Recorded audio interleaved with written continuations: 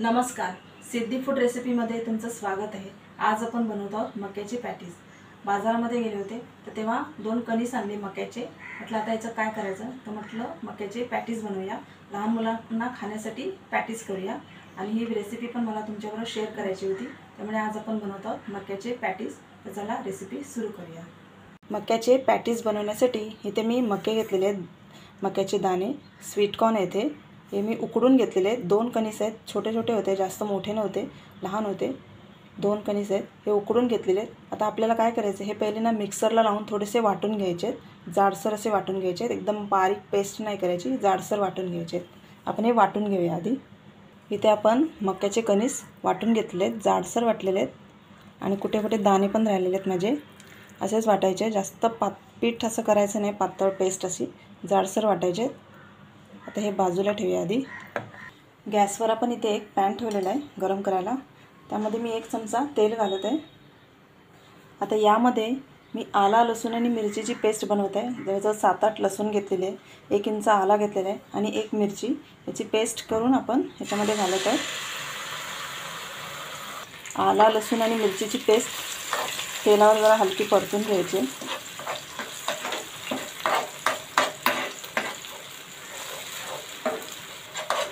इथे मी 1च मिरची घेतलेली आहे, जास्त तिखट करत नाही आहे।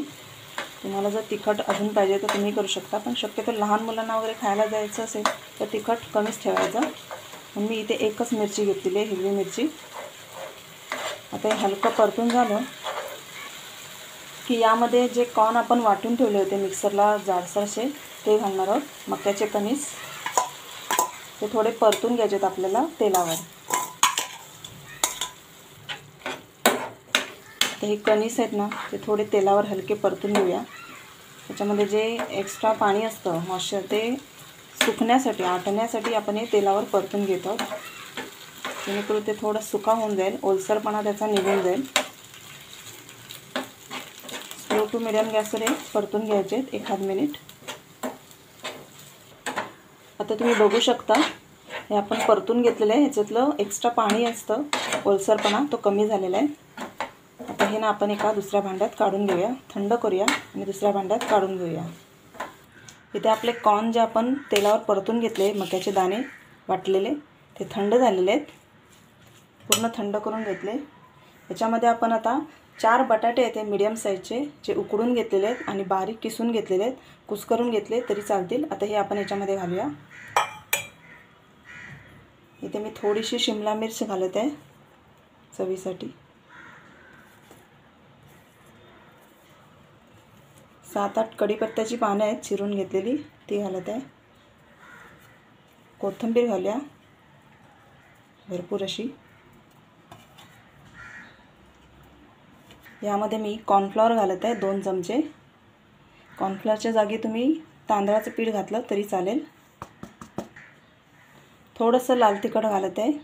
आपण याच्यामध्ये शिमला मिर्च थोडीशी घातलेली आहे, वाटताना आलं लसूण पेस्टमध्ये 1 मिरची घातलेली आहे, म्हणून थोडंसं लाल तिखट घालत आहे।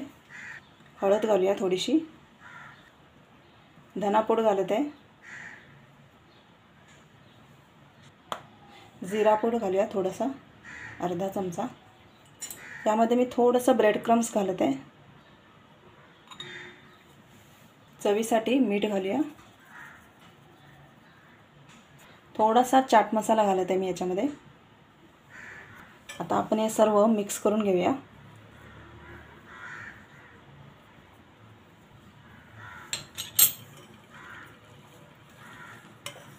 असं सर्व हाताने ना सर्व मिक्स करून घेऊया।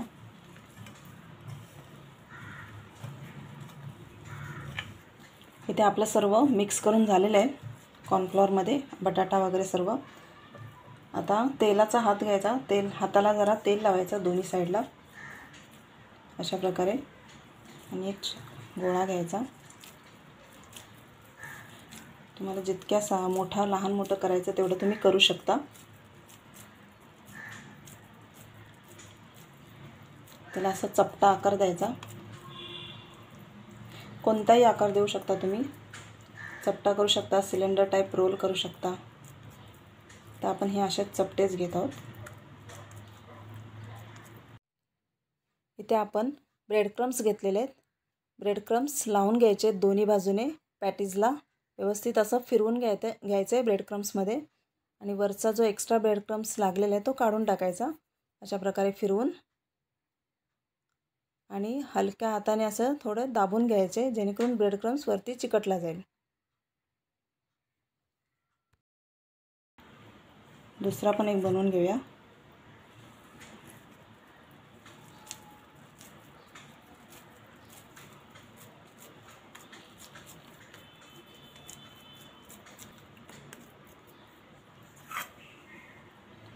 आपण बनवून घेतलेले एक पॅटीस. पुन्हा आपण याला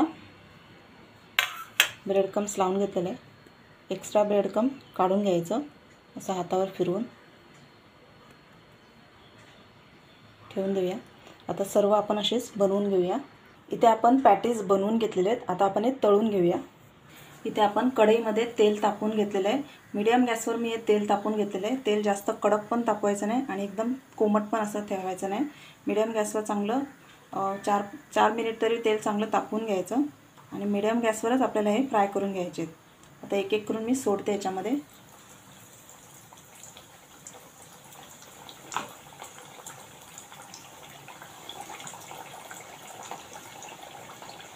एकदम जास्त घालणार नाही आहे, 3च घातले. आता एवढेच काढूया आपण. कधी पण कोणताही पदार्थ तळायला घेतला असेल, तळायला सोडला असेल तर तो लगेच परतायचा नाही, चमचा लगेच लावायचा नाही. 1 मिनिट त्याला चांगलं सेट होऊ द्यायचं. त्यानंतरच चमचा किंवा तुमचा झारा असेल तो लावायचा.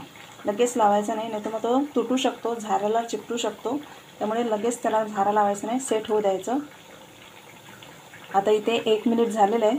आपण हे पलटी करून घेऊया. हलक्या हाताने पलटी करायची.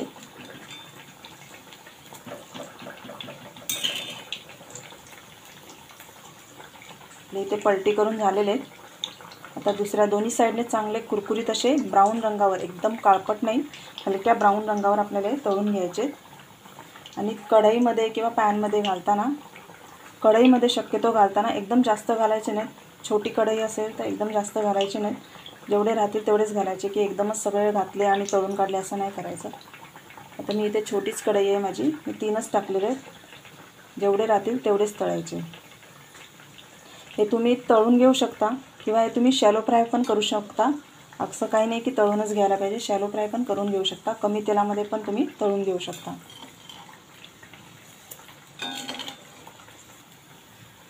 आता इथे आपले पॅटीस तळून झालेले आहेत. काढून घेऊया आपण. याच्यापेक्षा जास्त आपल्याला करायचे नाहीत, काळपट करायचे नाही आहेत. एवढ्या प्रमाणातच तळून घ्यायचं आहे. तेल चांगलं निथळून घ्यायचं आणि टिश्यू पेपरवर काढून घ्यायचे. दुसरे पण मी अशाच प्रकारे सोडत आहे. 3-3च सोडणार आहे.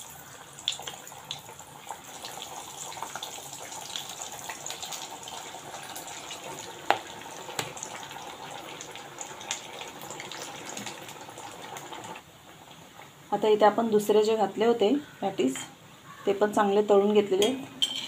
तर हे पण काढून घेऊया. इथे आपले मक्याचे पॅटीस रेडी झालेले आहेत. सर्व पॅटीस तळून झालेले आहेत. बरोबर सॉस ठेवला आहे आपण सर्विंगला. असेच पण खाऊ शकता. चटणीबरोबर जर खायचे असले तर तुम्ही चटणी करून सुद्धा खाऊ शकता, पण सॉसबरोबर सुद्धा खाऊ शकता. आपल्या इथे मस्त कुरकुरीत असे मक्याचे पॅटीस तयार झालेले आहेत. मस्त लागतात आणि पटकन होतात. स्वीटकॉर्न आहेत. स्वीटकॉर्नचे पॅटीस आपण केलेले आहेत. लहान मुलांसाठी केले, त्यामुळे मी तिखट प्रमाण थोडं कमी ठेवलेलं आहे, जास्त तिखट केलेले नाही आहे. तुम्ही करून पहा. व्हिडिओ आवडला असेल तर माझ्या चॅनलला सबस्क्राईब करा. बाजूला बेल आयकॉन आहे त्यावर क्लिक करा. थँक्यू.